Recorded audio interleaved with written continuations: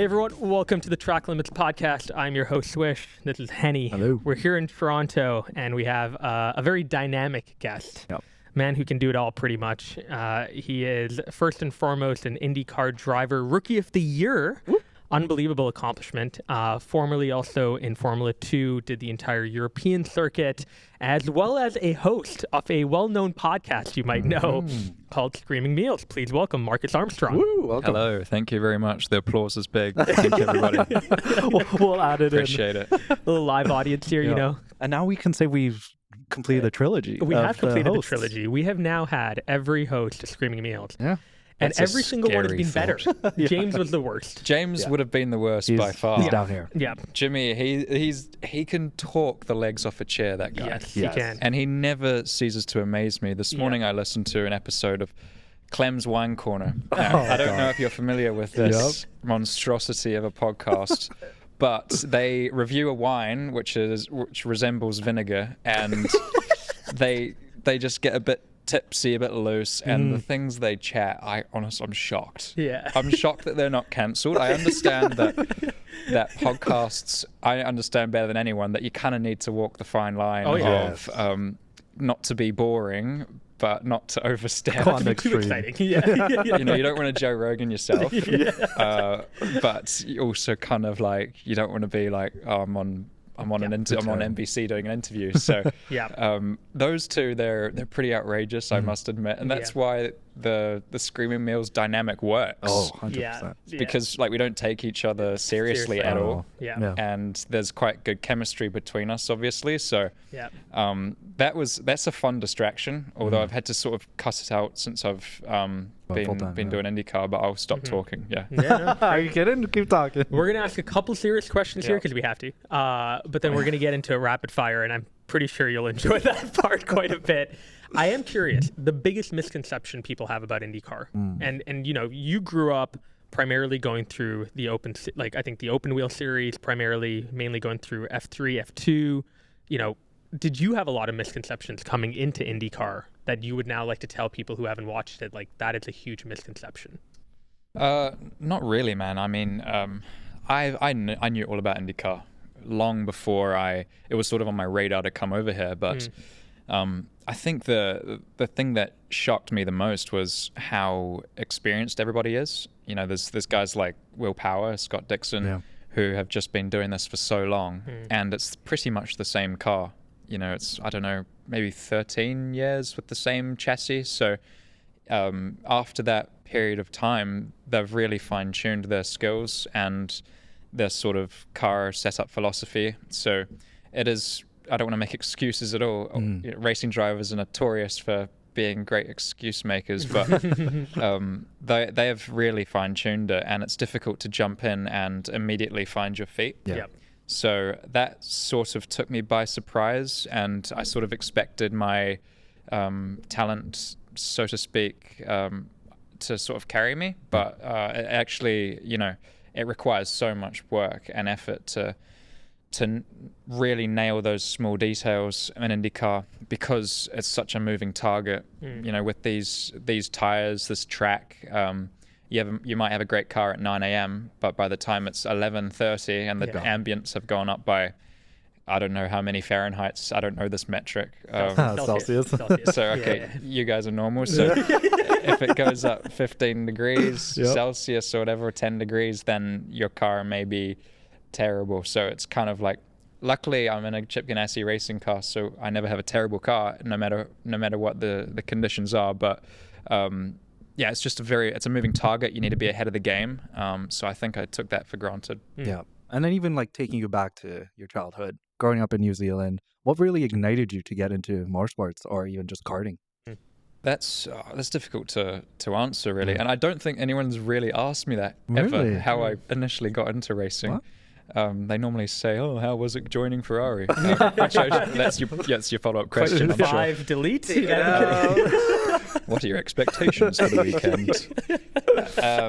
I started at a tender age of 7. Oh, okay. So I did a couple of races when I was really young, like 7, and then I moved to Italy when I was 8. My mum's partner was a Tour de France rider, so I had to sort of take a little break from from karts racing and sort of be a normal kid, go to school and all of that. And then I came back when I was 9ish and properly got into racing, and that's when I started to build the ego. I guess I didn't answer how I actually initially got into it. My dad raced Porsches, and even now I see a Porsche Cup car and I get all nostalgic about it. But yeah, I'm competitive. I'm an angry little kid at heart. I just want to win races and win whatever I'm doing. So karting was like the perfect thing for me. I love that. And in terms of like the sacrifices, I would imagine, and we talked about this with other drivers as well who started at a young age. There's obviously certain things that you've been privileged with, but there's also certain things that you might have had to sacrifice in like a normal childhood growing up. Like, and even now, there's obviously days where you probably want to go out and you can't because you're working weekends or you're having to work out even throughout the week. Like, do you think about that ever? And are you ever like, that's fine. The benefits outweigh the cons. It's all good. Or has that ever been a thought, growing up, is this going to be the career path that I actually want to be on? It's also a good question. You've done your research. You see, see my podcast. Whenever I had a guest on, I would not ask questions as good as this. I think when I was growing up, I never went to a school dance. That was something that. Don't say, it's you missed out, sir. I sort of made up for it, but he dances all the time. Savage. Yeah, I never went to a school dance growing up, and I was actually always away racing at the Super Nationals here in the States, actually, when the school dance was going on. So never did that, which means absolutely nothing to the viewers, but whatever. And then I obviously didn't really have a proper school life, let's say from the age of 12, 13, 14. So, that's pretty typical for racing drivers nowadays to have to do that and fully go 2 feet in on the racing thing. Like, to draw comparisons, Verstappen, he was away racing every weekend from the age of 12 and sort of did schooling correspondence and in Lando to a certain extent and numerous others that I race against now. So it was certainly the fashionable thing to do 10 years ago, was sort of to have your own test team in karting, travel around Italy, Spain, preparing for your races. So you'd be driving 3-4 days a week, and you couldn't really have a proper schooling with that. So I think the only guy that really made it work was, well, actually 2 people, Clem Novolak, who is naturally very sharp anyway, but he was, I think, well, his parents sort of forced him to do it, and Callum Ilott, who is, well, he's an encyclopedia, and his parents were quite tough on him as well to maintain that school life as well as the big commitment to racing. So not many people make it work. Me being from New Zealand, it's even more difficult. Yeah. And well, let's talk about this weekend. We got Toronto. Oh yeah. What are some expectations for the team and for you? What would be a good thing to walk out of this weekend with? Oh man, I hate this question. I really do. I'm putting pressure on you now. Yeah, the expectation question. Well, I want to win by 2 laps naturally. Yes. Let's go. Let's get it. No, I love the circuit. Yeah. It's cool. It's bumpy and it's very bumpy. Oy. We drive on it every day. Yeah. Yes. We know the pain. So Lakeshore Boulevard.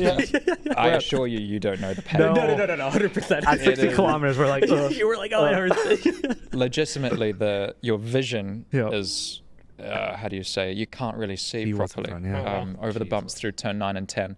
So when you're watching on TV and you can see us bouncing around and it's kind of funny, sideways, whatever, we can't see a lot. No, brutal. To answer your question, I expect to be inside the top 5. Nice. And if we're really on it, we're going to be fighting for a podium, if not a win. So the first thing we've got to do is nail free practice, because here it's about, building confidence and getting your feet underneath you, so to speak, from the get-go. Yeah. Also, like I said, keeping up with the track evolution. We've obviously got the hybrid this weekend, so that's different to last year. There's a bit more weight, so we've got to try and figure that out quickly and ultimately be traffic-free for as much as we can of free practice to try and maximize that. So this is starting to become like a really boring answer. I'm going to stop. You have no idea. Brilliant. There's some of our audience loves to hear this stuff. Yeah. Oh yeah. Should I get into the ride heights and air balance as well? Give it to us. Brake pressure, all of it. The canvas. Oh God, this has got off the cliff. Okay. This year you're joined though. Angela Cullen joined your team. That's huge. Can you talk about the impact she's had? Compared to last year to this year, what are some of like the material differences you've seen? She was going to come actually to this interview, to this podcast. She's in the truck at the moment. But Angela and we sort of linked up over the off season. It was a bit of a surprise to, she emailed me initially, and because she saw that I was in New Zealand doing some training and doing some media down there, and we just sort of casually talked. And to be fair, I didn't think that she'd have an interest in joining me and IndyCar, and I actually didn't really think about it initially. It was just sort of like, oh, this is cool to chit chat and to, pick her brains about this and that. So I'm a notorious question asker, and so I asked her a million questions, not necessarily about Lewis, but just about how to maximize your own potential. So she's very into that. She likes how dedicated I am to the sport. So when she first came over, she came to Thermal, I think. She loved it right away. Everyone here in America loves her as well. The crazy thing is, you walk through the pit lane or the paddock, and everyone is her best mate. And it shocks me. I was in Iowa before quali. I was laughing on the pit wall. I was like, why is she best friends with the truckie from Andretti? That's a friendship I wasn't expecting. So she makes friends everywhere she goes, and then she's also very spiritual, and that you can sort of see with her work with Lewis, but that's sort of her way to maximize yourself, is to sort of understand yourself well, be honest with yourself about what you're good at and what you're bad at and what you need to work on. And so that line of communication has certainly risen this year, and I guess we're very conscious about what we need to do better, and which is probably the most important thing about racing, because I don't know if you know this about racing drivers, but we all have an ego. And sometimes you need to forget that ego and just focus on what you can do better. Yeah, no, that's a huge asset. Huge asset for you. On the flip side, screaming meals. Yes. Let's talk about it. Who's your favorite? Who's my favorite guest? Who's your favorite co-host? Co-host. Yeah, who's more annoying to deal with? Who's more annoying? Yeah. I reckon on the podcast, my favorite guest, my favorite host is Clem. Okay. Because Clem is the sort of guy that he doesn't do any prep, just like me. So we just sort of bounce things off of each other, and I sort of know what he's thinking at all times, just because I know him so well. It's like I'm reading your mind. And you could throw a fact at him like, I don't know, the height of Mount Everest is so, and he'd be like, no, it's not, it's this. Yeah. And so he'll have something to say about it. Yeah. So no matter what subject you're talking about, Clem is going to have something knowledgeable or unknowledgeable to say about it. James is more the guy that keeps it on track, which is hilarious, because at the beginning we were thinking this guy, he's going to be like, he's going to be off the rails. Yeah. He's got nothing to lose. He hasn't got a contract to lose. He's going to say something silly. And funnily enough, he's the guy that keeps it on track. That's crazy. I see that. He typically reels them back in. Yeah. It's like, all right, well, next topic. Let's move on.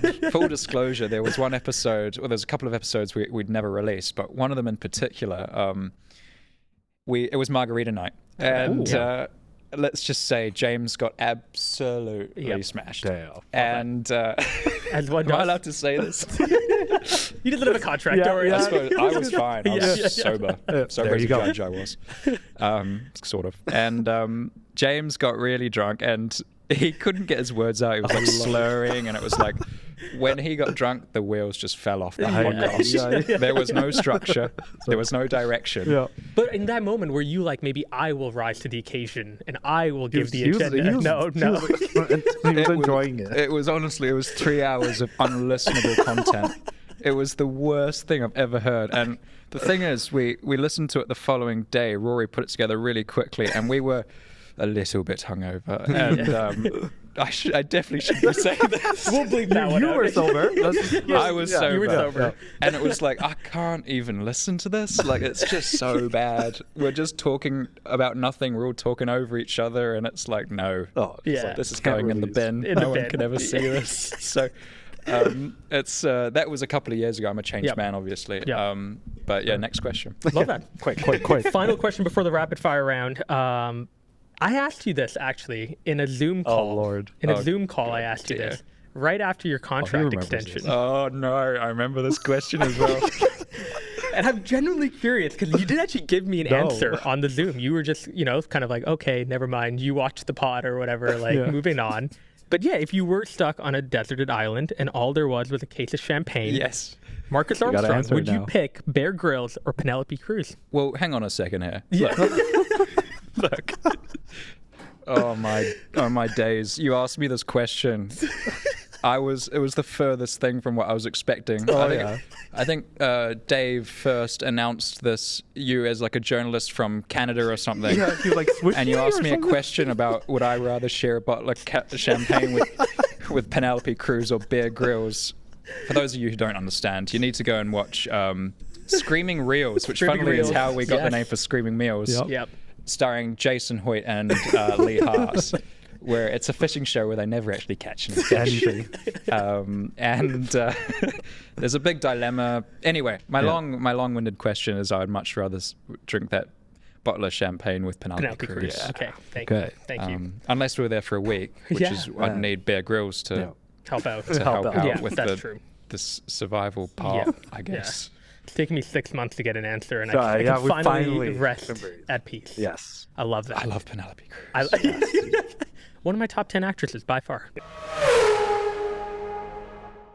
Hey there, quick break from the episode because I got something exciting to share. If you've ever felt stuck because of your credit, whether it was getting turned down for a loan, a car, or even an apartment, you're not alone. Kickoff is here to make building credit simple and accessible, even if you're starting from scratch. When I first checked out Kickoff, I couldn't believe how quick and easy it was to get started. I just picked a plan that suited my budget, and within minutes, I was all set up. The best part, I actually started seeing my credit improve pretty fast. And here's what's unique. Kickoff gives you a line of credit that's only for building credit. It's not for spending. So it's a risk-free way to boost your credit. In fact, for people starting under 600, Kickoff users have seen an average increase of 28 points in the first month. No hidden fees, no interest, and absolutely no credit check required. Another thing I love about Kickoff, it's incredibly affordable. Only $1 for your first month. You can set up autopay so it takes care of everything for you. No worrying about missing a payment, no hassle. You can sign up within minutes straight from your phone, and you're always in control since you can cancel anytime. It's no wonder Kickoff has earned its place as the #1 credit building app with over 100,000 growing reviews on the App Store. If you're ready to give your credit a boost, Kickoff is here to help you make it happen. Worry less about your credit and enjoy the holidays more with Kickoff. For a limited time, get your first month free. Go to getkickoff.com/tracklimits today. Hurry for a month free of Kickoff without the C. Get kickoff.com/tracklimits. Must sign up via getkickoff.com/tracklimits to activate offer. Offer applies to new Kickoff customers, first month only, subject to approval. Average impact of 28-point increase in the first month based on Equinox Advantage Score 3.0 changes for Kickoff customers with starting credit below 600 who made their first on-time payment between January 2021 and March 2024. Payment and credit activity outside Kickoff can have an impact on your credit. Terms and conditions may apply. Offer subject to change. Individual results may vary. Going to the rapid fire round. Yes. Are you ready? Really? Quickly, rapid, full of fire answers here, okay, Marcus? All right, 1. If you had to choose one track to race on forever, which track would that be? Macau. Wow, Nice. cool. Yes. Very cool. Bro, I hear it's like a horror stories with that track. Really? No, Macau is great. I'm actually kind of stressed right now. I'm worried that someone's going to get angry at me for all the stuff that I've been saying on this podcast. That's why I didn't want to wear a polo. Yeah. See? You're representing the team. Next Macau. question. Yeah, Macau. Macau's brilliant. Flat. If you had to choose another sport to be a pro or pro athlete in, what would it be? Well, the Dallas Cowboys asked me to be an O lineman in the off season. Did they not? And look, for your English viewers, an O lineman is the biggest lad on the team, and he's got him. He's got him. He's got the size. He's got the size. Yeah. He's quick too, you know. Yeah. Dak Prescott needs a bit more Oh, support. he needs all that he can get. And they asked me. I was contractually bound to Chip Ganassi Racing, so naturally I had to decline their offer. Yep. Try again in 10 years. Perfect. Thanks. Love that. What's the funniest or most embarrassing moment you've had with your team at a race weekend? Just like something hilarious. It didn't even have to be about you. Maybe your engineer screwed up or something funny or embarrassing. Yikes. Oh, You well, just said I don't want to get in trouble. No. Something that you can share. well, I don't know about my team, but I mean, on the flight over here, Yeah. actually, I was in an exit row on Delta Airlines with a couple of people from my team, and they asked me to move from the exit row because they thought that I was under 15 years old. What? I'm serious. I was shocked. But What? somehow, I mean, it's a compliment of some kind. Yeah. I guess you're like, you look very young, but it But kind of not that contradicts what you much. just mentioned about joining the NFL. Yeah. you see this beard here, man? Yeah. I've been growing this for a full 24 hours. Oh, yeah. Or 24 years. 23. Sorry, yes. Yeah. Escape. Sure. Love that. Next question: push to pass or DRS? Hmm. Which one? Push to pass. Hey. Yes. Okay. And I'm not just saying that you're because racing. someone literally has a gun to my head. DRS it's easy to get into a DRS train, which I'm sure you're aware of. Yep. I don't know if you've ever seen Formula One before, but Yeah, no, not really. We're very new. No. it could be quite repetitive. Yeah. Lap after lap when you're in DRS. So. Yeah. Yeah.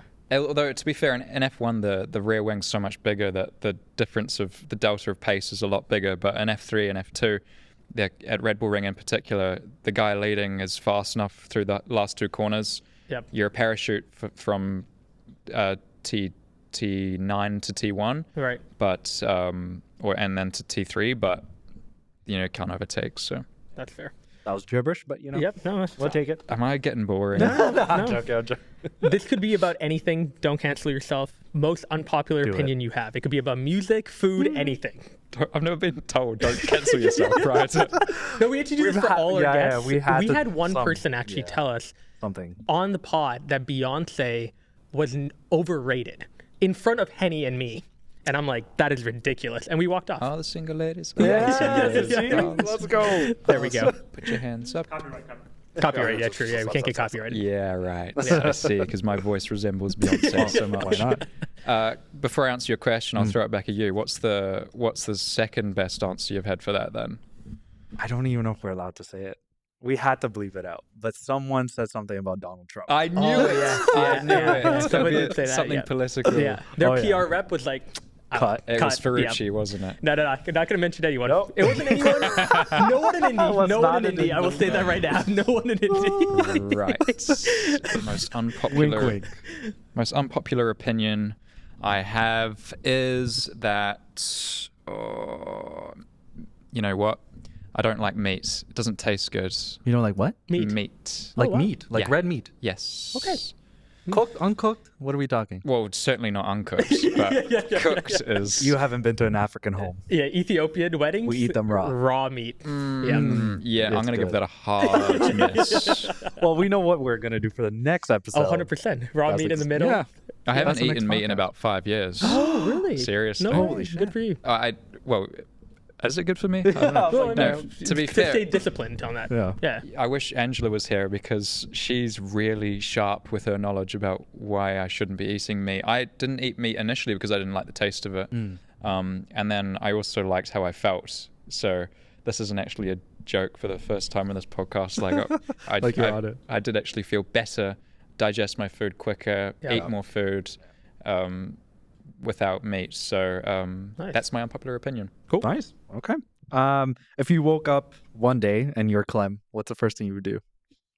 First thing I'd do if I was Clem. Yeah. Oh my gosh. You're stuck in his body. What are you gonna do? I would probably go to Selfridges and buy all the clothes I could see with his card. I'm surprised he can lift his wallet. Oh my god. This is rude, isn't it? I love it. I love it. I'm kidding, Clem. I love you, mate. Is it true that you curbed Mike Hall's wheels in your first week at Ganassi? How do you know this? Research. We did our research. Yeah. Oh my god. Is it true? Yes or no? Yeah. That is true. The first day on the job, bosh. Wow. Destroyed the boss's rooms. Unreal. Next one. Sorry, Mike. Wait, did we skip one? I did. Oh, okay. I think this is a good one. Who's the best looking driver on the Indy grid besides you? Best looking driver on the IndyCar grid. This is a bit of a contentious subject. Look, I think this has actually come up in conversation with a couple of girlfriends. Oh, okay. Driver girlfriends. The first answer is Joseph Newgarden. Yeah. Typically. Superman. Yeah. Apparently the bloke is muscly. Yeah. Apparently he never puts his shirt on. Really? Oh. Rumor has it. Okay. Wow.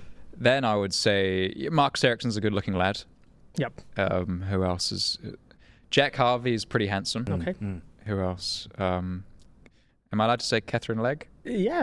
Of course. She's right. good looking. Catherine Legg. Yeah. Who else are we gonna go I love how you through? put that like on the third or the Yeah. fourth. On the Where are you list, putting know? yourself? Yeah. Where are you? Me? Yeah. Probably smack bang in the middle. Oh. Yeah. Okay. Wow. I don't know. That's not really for me to say. Maybe everyone We'll in put the a poll. comments. Yeah. Can you just let me know? Marcus Ericsson or Armstrong? Vote in the comments below. It's pretty sad that I'm like the least good-looking Marcus on the grid. I know, Andre. Dust off. You're great. You're great. What piece of racing memorabilia would you like to own, or do you currently own that you're really proud of? Memorabilia. Yep. No, I don't actually have much, to be fair. I've got a couple of race suits on my wall in my apartment. I tried to buy one of Scott's helmets at an auction earlier this year, but Nice. I think Kyle Kirkwood. No, it was Felix. Felix Bought it. bought it. Bastard. Felix got a heavy wallet as well. I couldn't beat him in that auction, unfortunately. Yeah. Okay. Cool. Do you have any hidden talents that not many people know about? Well, I'm currently trying to break the world record for planking. Really? That's How long is that? Yeah, what's the record? 8 hours. So at the moment, I'm on around 2.5 hours. Holy. And we're going to go for the world record this off season. So Yeah. So what do like other people do when you're just there for 2 hours? I chit chat Oh, you for the talk. first probably 45 minutes. Yeah, and then you lock in. With whoever's in the room with me, I'll chit chat with them. Yeah. And it's actually not as uncomfortable as you think. I'm obviously well trained for it now, but it's more comfortable than lying on a couch in the same position for 2 hours, I think. Wow. Because at least you're engaging all your muscles. And it's actually like this morning I did a 20-minute plank just to sort of stretch. Oh my Because god. like it sort of stretches your. I feel like it's a subtle flex, but An easy No pun 20. intended, but yeah.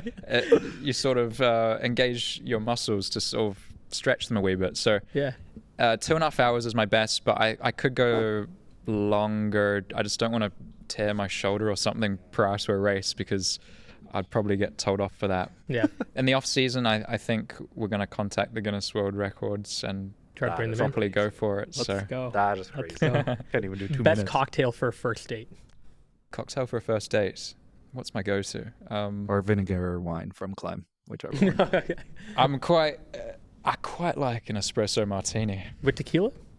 Have you tried it with tequila? You'd always do it with tequila. I didn't even know that was an option. Yeah, it's much smoother I with the promise you, reposado. your life will Right. change. Yep. All right, I get it. Yeah. No, with Clem, we normally have with Clem, I have a sparkling water.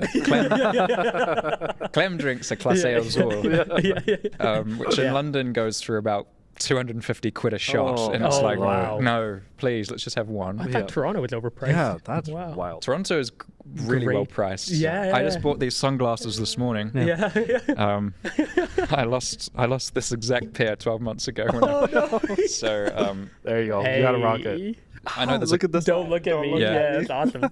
I know I that like it. you can buy them online for almost double the price as what I bought them at the store in Toronto. So, Nice. Wow. Okay. espresso martini's the one to go for, my friend. Perfect. Your childhood crush. Childhood crush.